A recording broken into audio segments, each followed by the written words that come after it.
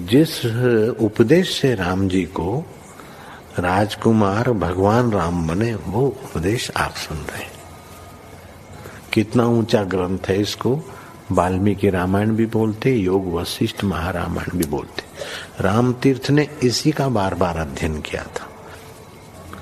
ये आप भी शांत हो जाएंगे परमात्मा में, और दूसरों को भी शांति देने की क्षमता देने वाला ये सदग्रंथ है। इसको वेदांत का सिद्धांत ग्रंथ बोलते हैं। दूसरे होते प्रक्रिया ग्रंथ। ये करके फिर कब वो आचार्य बनो तब समझो, ये तो थोड़ा पढ़ो और फिर वही सिद्धांत की बात। तो बार बार योग वशिष्ठ महारामायण विचारने योग। ओम श्री सद्गुरु परमात्मने नमः। वशिष्ठ जी बोले, हे राम जी, सत ब्रह्म की भावना करो। जो ब्रह्म की भावना करता है वह ब्रह्म ही होता है।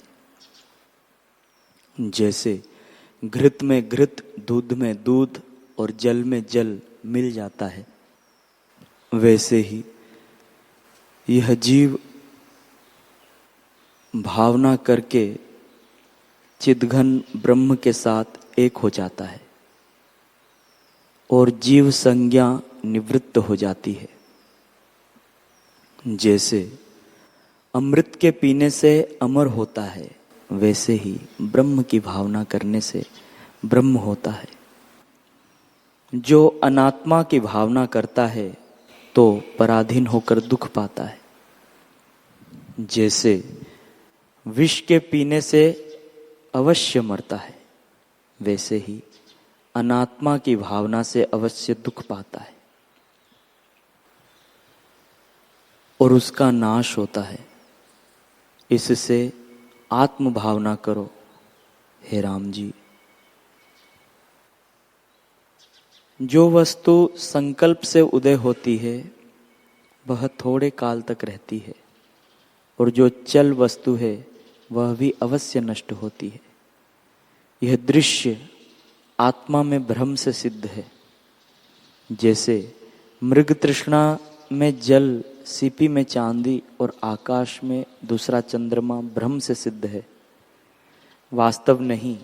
वैसे ही अहंकार, देह, इंद्रियों से जो सुख प्रतीत होता है सो सब मिथ्या ही है। इससे दृश्य की भावना त्याग करके अपने अनुभव स्वरूप में स्थित रहो। जब आत्मा में स्थित होगे तब मोह को ना प्राप्त होगे। जैसे पारस के स्पर्श से सुवर्ण हुआ तांबा फिर तांबा नहीं होता, वैसे ही तुम भी जब आत्मपद को जानोगे तब फिर इस मोह को ना प्राप्त होगे कि मैं हूं, यह मेरा है। अहम त्वम भाव तुम्हारा निवृत्त हो जाएगा और ये भावना भी नहीं रहेगी।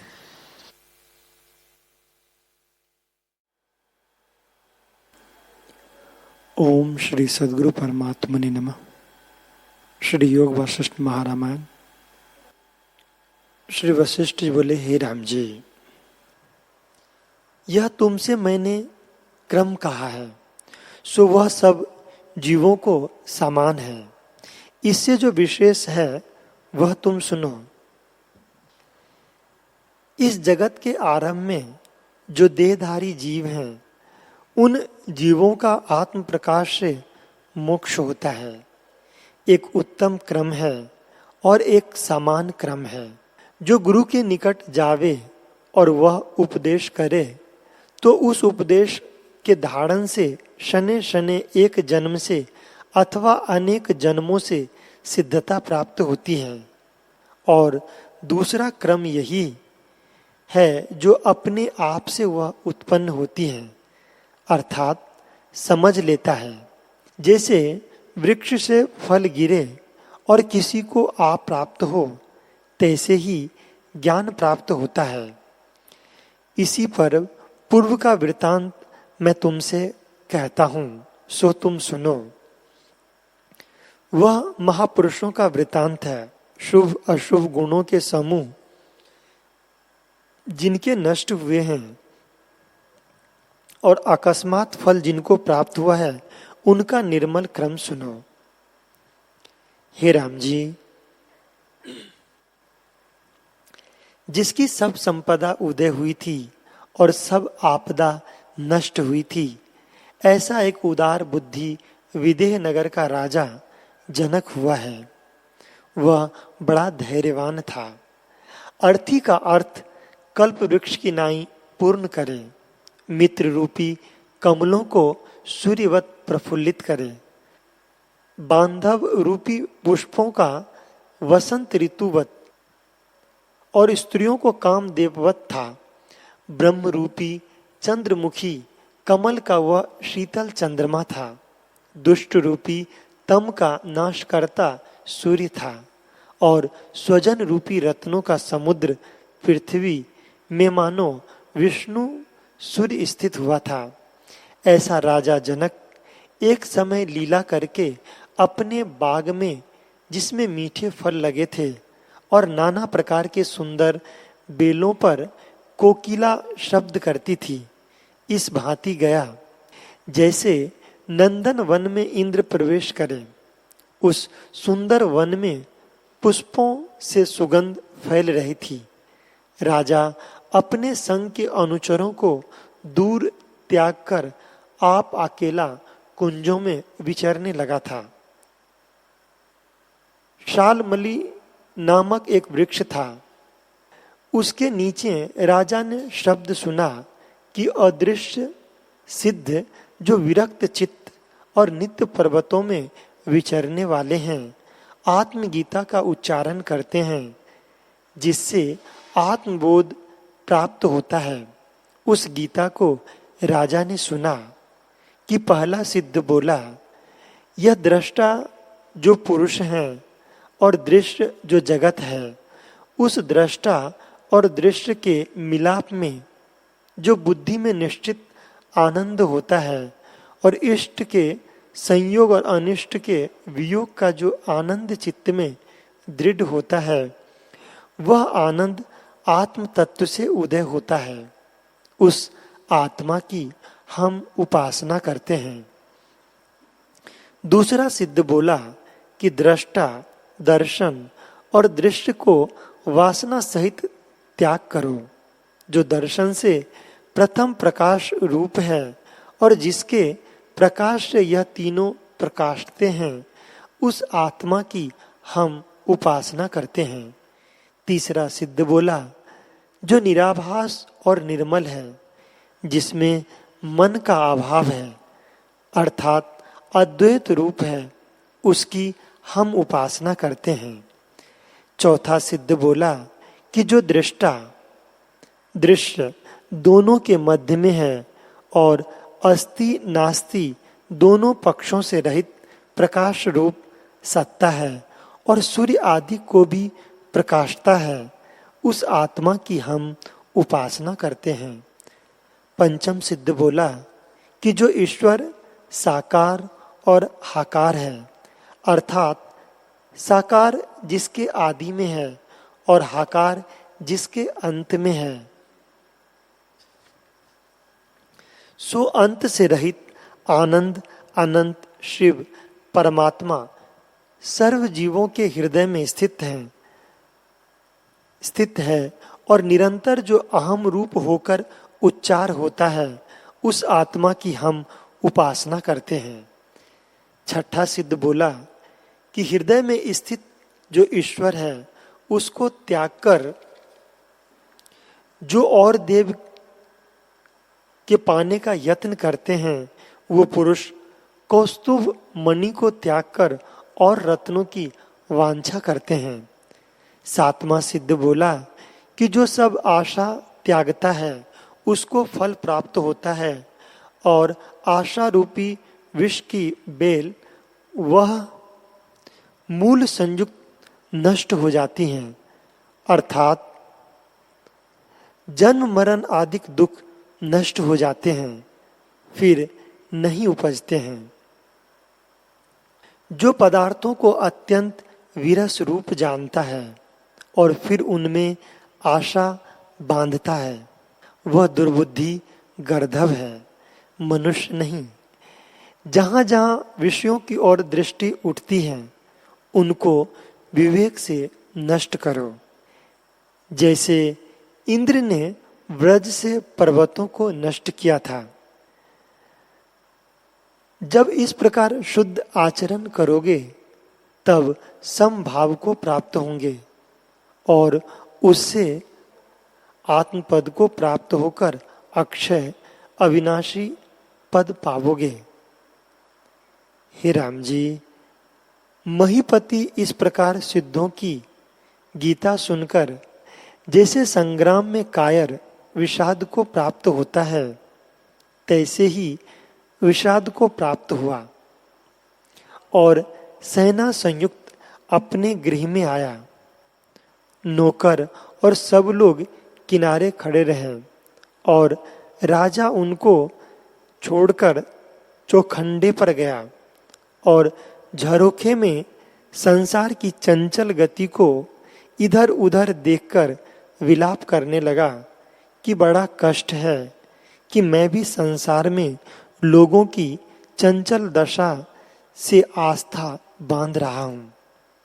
ये तो सब जीव जड़ रूप हैं, चैतन्य कोई नहीं। जैसे और जीव पाषाण रूप हैं, तैसे ही मैं भी इनमें जड़ रूप हो रहा हूं। काल अंत से रहित अनंत है और उसके कुछ अंश में मेरा जीना है। इसी जीने में मैं आस्था कर रहा हूं। मुझको धिक्कार है कि मैं अधम चेतन हूं। ये मेरे मंत्री और राज्य और खजाना सब क्षण भंगुर हैं। ये जो सुख हैं वे दुख रूप हैं। इनसे रहित मैं किस प्रकार स्थित हूं। जैसे महापुरुष बुद्धिमान स्थित होते हैं। जीवन आदि अंत में तुच्छ रूप है और मध्य में पैलव रूप है। उनमें मैंने क्या मिथ्या आस्था बांधी है। जैसे बालक चित्र के चंद्रमा को देख चंद्रमा मानकर आस्था बांधे, यह प्रपंच रचना इंद्रजाल की बाजीवत है। बड़ा कष्ट है इसमें कि मैं क्यों मोहित हुआ हूं। जो वस्तु उचित, रमणीय, उदार और अकृत्रिम है वह इस संसार में रंचक भी नहीं। मेरी बुद्धि क्यों नष्ट हुई है। यदि पदार्थ दूर हो और उसके पाने का मेरे मन में यत्न हो तो वह प्राप्त हो ही जाएगा। यह निश्चय करो अथवा अर्थाकार जो संसार के पदार्थ हैं उनकी आस्था मैं त्यागता हूं। ये लोग सब आगमा अपाई हैं, अर्थात उदय होते और मिट जाते हैं और जल के तरंगों के सदृश सब पदार्थ क्षण भंगुर हैं। जितने सुख दृष्टि आते हैं वे दुख से मिश्रित हैं। उनमें मैंने क्या आस्था बांधी है। सुख कदाचित दिन, पक्ष, मास, वर्ष आदि में आते हैं और दुख बारंबार आते हैं। मैं किस सुख से जीने की आस्था बांधूं। जो बड़े बड़े हुए हैं वे सब नष्ट हो गए हैं और स्थिर कोई ना रहेगा। मैं बारंबार विचार कर देखता हूं। इससे मैं जाना कि इस जगत में सत्य पदार्थ कोई नहीं, सब नाश रूप है।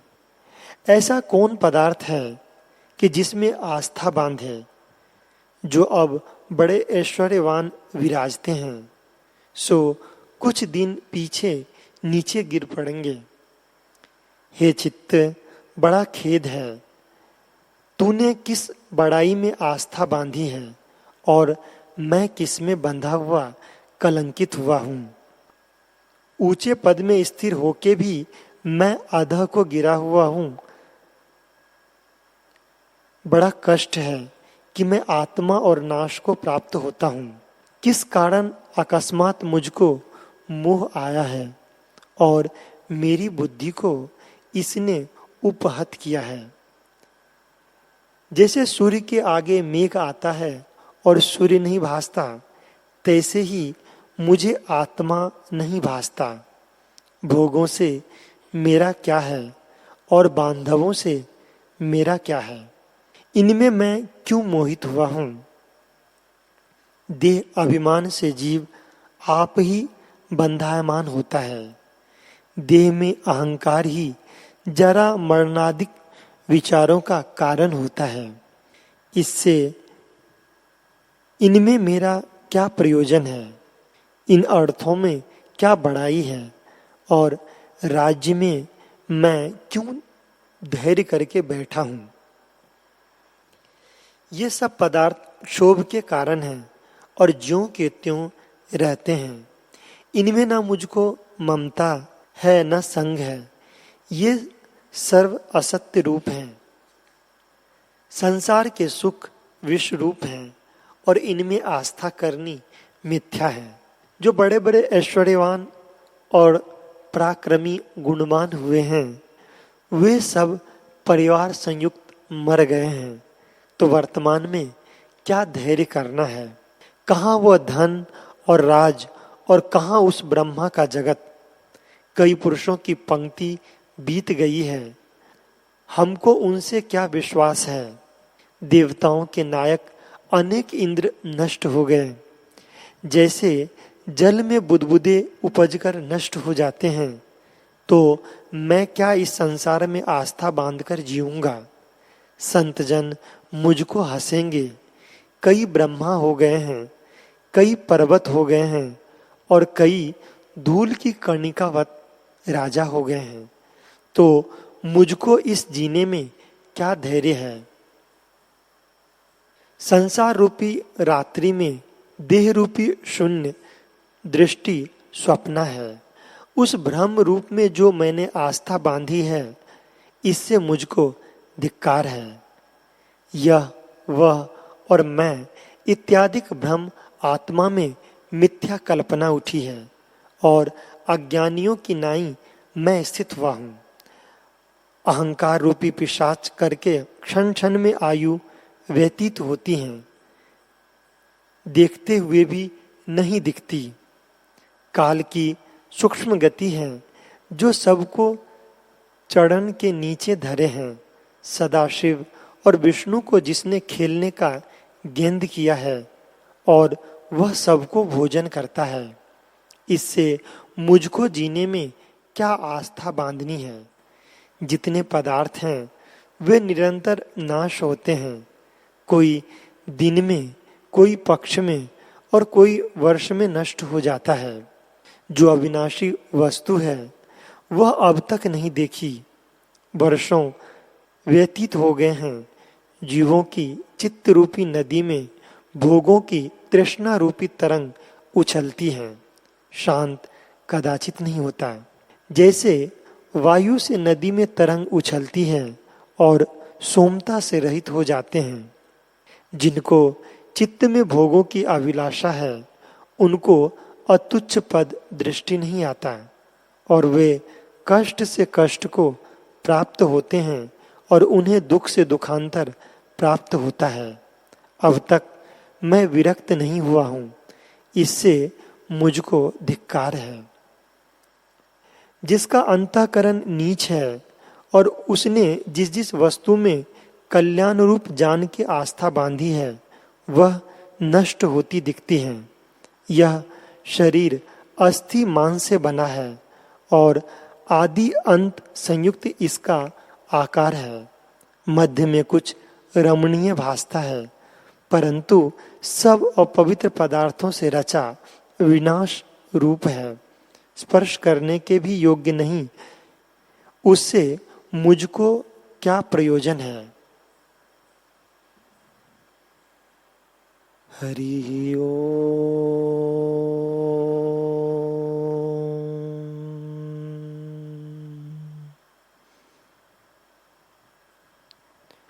हरि ओम।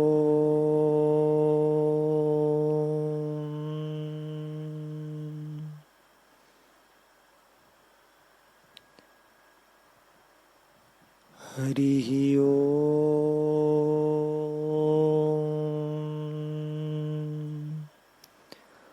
ओम सहनाववतु सहनो भुनक्तु सह वीर्यं करवावहै तेजस्विनावधीतमस्तु मा विद्विषावहै। ओम शांति शांति शांति। श्री सद्गुरुदेव भगवान की जय।